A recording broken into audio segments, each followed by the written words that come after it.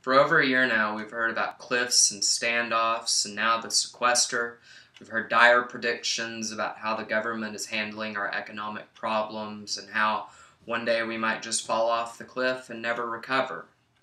Americans as a whole don't rely on the government as much as citizens of other countries, but if you've ever eaten meat or taken prescription drugs, to use the mail system, or traveled, your life has been influenced by the government. While the effects of the sequester are not fully understood, each person is going to be touched by it in a different way. They could be influenced when traveling or taking food or prescription drugs, the administration of our health care or education, and our national security. What is the sequester? It's $1.2 trillion of automatic spending cuts that are spread out throughout all the different parts of the government. Those parts of government can choose how they handle the spending cuts, and a lot of them are furloughing their employees, sometimes for a couple of days a week or sometimes for as long as it takes to resume funding.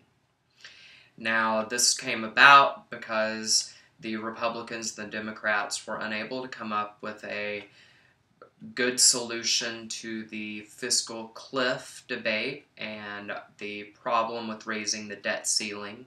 And it affects us all because it causes us to have problems coming out of the recession that we're still not completely out of.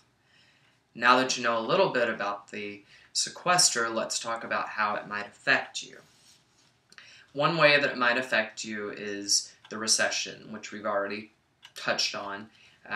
If there's going to be less spending by the government and people are going to be laid off, then there's going to be less spending by those people. NPR analyst Scott Horsley has stated that if the government is tightening its belt, then that's just another blow to the economy. It's not as bad as the fiscal cliff that we were debating last year, and it's certainly not as bad as breaching the debt ceiling would have been, but it does take a bite out of the economic growth, and we weren't growing as fast as we would have liked to anyway. Slower growth means fewer jobs, and already it's been forecasted that we will add 700,000 less jobs at the end of next year if the sequester goes into effect and isn't eventually repealed. Another way that we will be influenced is through transportation. In addition to having to furlough security screeners, which makes us less safe, we also will have to furlough people that control the air traffic.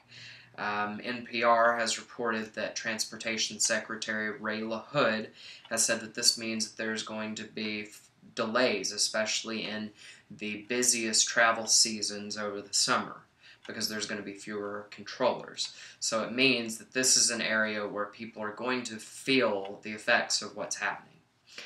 The FDA and healthcare will also be influenced.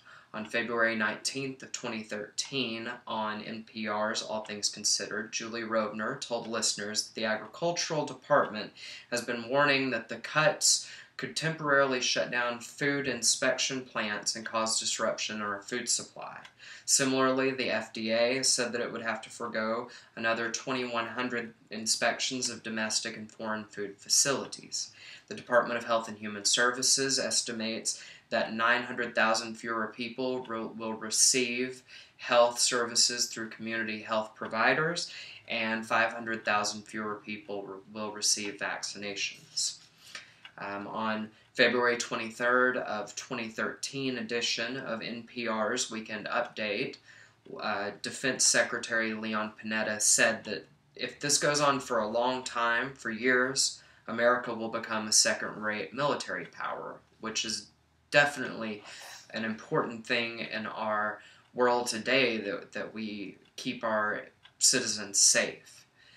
Education will also be impacted. According to the Secretary of Education, Arne Duncan, it means that more children will not get the kinds of services and opportunities that they need, and as many as 40,000 teachers could lose their jobs. He went on to say that high-poverty schools could lose $725 million in Title I funds, special education could lose $600 million, work-study programs could lose $49 million, which would cause 33,000 students to lose their work-related jobs. I've already seen some people in my classes who have lost their work-study opportunities. As you consider the effects that it might have on you, here are the things that you should remember. You can do something to change it. You can write to your representative and tell them that you hope that they would choose a more balanced approach, that they would reach out in bipartisanship. Not only does the sequester start to impact us more every day, but it can also affect our long-term health. It's a silly solution to a silly problem that was only caused because the people in our government don't want to compromise and they don't want to work together. Most people feel like we don't have any sort of control over the government, but we do.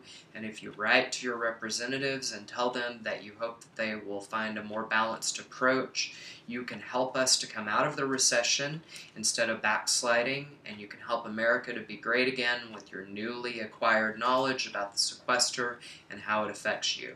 Thank you.